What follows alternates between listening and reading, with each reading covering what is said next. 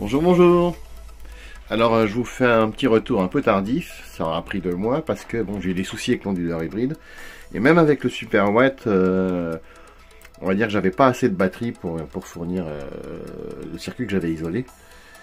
Et du coup, ça devenait un peu compliqué à gérer, il me semblait, avec des batteries. C'est pour ça que je suis passé sur un onduleur réseau, ce qui est beaucoup plus simple et plus rentable à mon idée. Si on conserve un abonnement EDF, il faut avoir la majorité.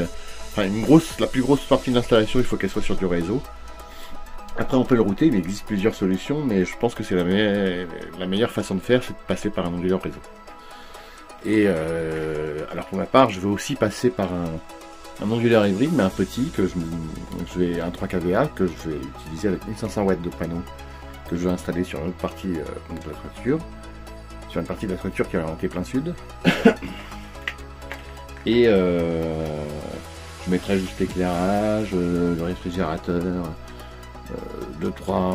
la télé, 2-3 petites babioles dessus, mais sans mettre d'appareil gourmand dessus. L'avantage de l'onduleur réseau, c'est qu'il va prendre vraiment celui-là, donc il va prendre vraiment toute la consommation et répartir, ça se répartit tout seul en fait. Et c'est quand même vraiment le mieux, je pense, dans une installation solaire. Quand on garde un abonnement, il faut partir sur un onduleur réseau et pas partir à mettre des batteries. Bon, alors voilà, on a modifié un petit peu l'installation. On a mis un petit onduleur 3000 watts, un Sofar Solar. Là, il fait pas très beau, mais on produit quand même 880 watts. Et l'avantage, c'est qu'au lieu de recharger les batteries, il attend qu'il y ait quelque chose qui tire dessus sur la ligne que j'ai isolée. Et là, on a l'ensemble de la maison, c'est-à-dire la pompe à chaleur, tout ce qui peut tourner, qui va tirer dessus. Et si ça produit trop, c'est rare dans le réseau, mais au moins, bon, bah, ça fait quand même moins de pertes.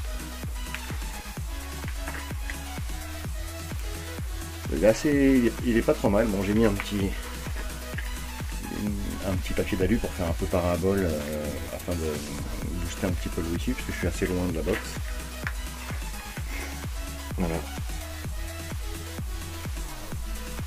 Il y a beaucoup moins de contraintes, pas de coupure, pas de micro-coupure et pas besoin de gérer au niveau du tableau électrique. Donc ça se répartit tout seul et ça me semble pas plus mal. Après, ce que je vais faire par la suite, donc là c'est en commande, je vais rajouter 1000 watts sur une petite partie de toiture que j'ai qui est orientée plein sud.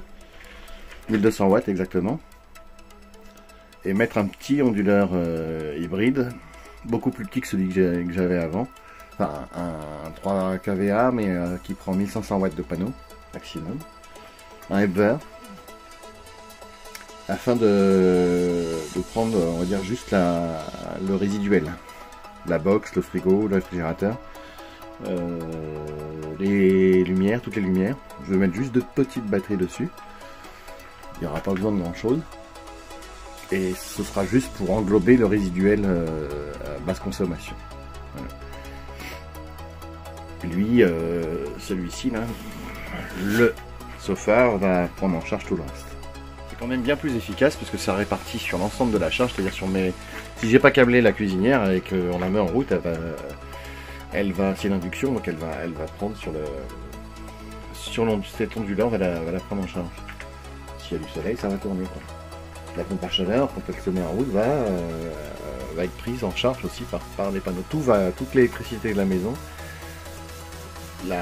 cette partie-là sera comblée par ce que sort l'onduleur. Elle sort pas trop mal, hein. 1,20 kg, 1,30 kg. Pour le temps qu'il fait aujourd'hui, ça va. Il fait pas super beau, mais c'est plutôt gris.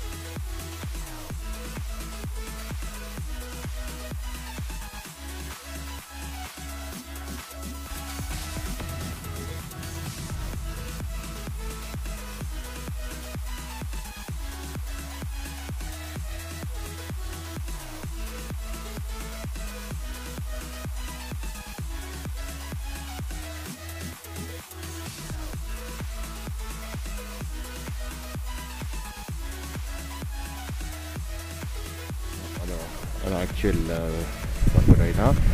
Et les futurs panneaux solaires vont venir là-bas. Cette partie là, qui est vraiment orientée plein sud aussi. Très bien placé, avec une meilleure inclinaison en plus. Il n'y a pas d'ombre de la journée à part le matin avec la cheminée, mais je vais essayer de ne pas me mettre trop près de la cheminée. Voilà pour la suite, à bientôt.